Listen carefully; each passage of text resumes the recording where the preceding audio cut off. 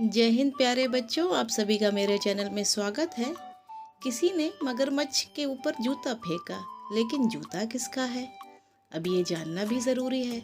तो आज की कहानी इसी पर बेस्ड है। कहानी का नाम है किस्सा जूते का और इसके ट्रांसलेटर हैं ममता नैनी। रूम टू रीड पर पब्लिश की गई है ये। मगरमच्छ बस झपकी लेने ही वाला था कि उसके सिर पर एक जूता आ टपका। यह किसका जूता है? वह चिढ़कर बोला।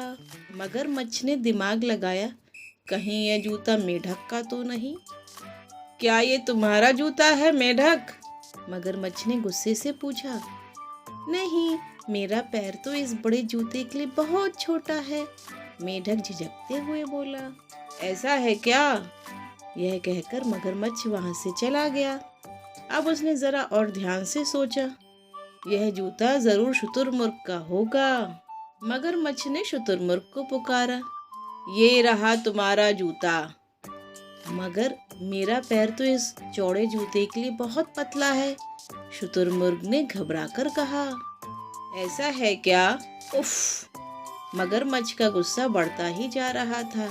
यह जूता जरूर किसी खरगोश का होगा। किसका है ये जूता? मगरमच्छ जोर से चिल्लाया। सभी खरगोश कांपते स्वर में बोले, नहीं नहीं नहीं, हमारे पैर इस जूते के लिए बहुत लंबे हैं, यह हमें कभी पूरा नहीं आएगा, नहीं नहीं नहीं। यह जूता किसी का तो होगा। गुस्से से लाल पीला मगरमच्छ वहां से चला गया। तभी एक सांप वहां से रेंगता हुआ गुजरा। मगरमच्छ फिर चिल्लाया, सांप! यह जूता तुम्हारा है ना? सांप हकलाया, मम्मा मगर मेरे तो पैर ही नहीं है। बच्चों, आपको पता है सांप के पैर नहीं होता है, वो रेंग कर चलता है। मगरमच्छ शर्मिंदा होकर वहां से भाग गया।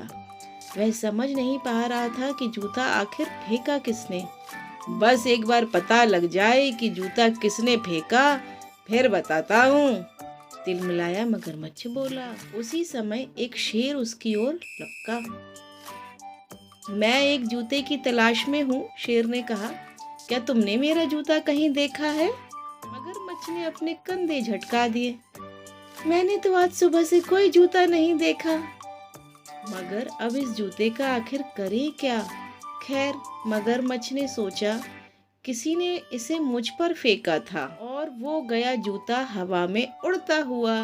मगरमच्छ ने भी उसे फेंक दिया। आह! भालू कराहा, यह जूता कहाँ से आया? जूते ही जूते। आखिर मगरमच्छ को पता ही नहीं चल पाया कि आखिर वो जूता किसका है और वो परेशान होता रहा। फिर मिलती हूँ आपसे, तब तक के लिए गुड बाय।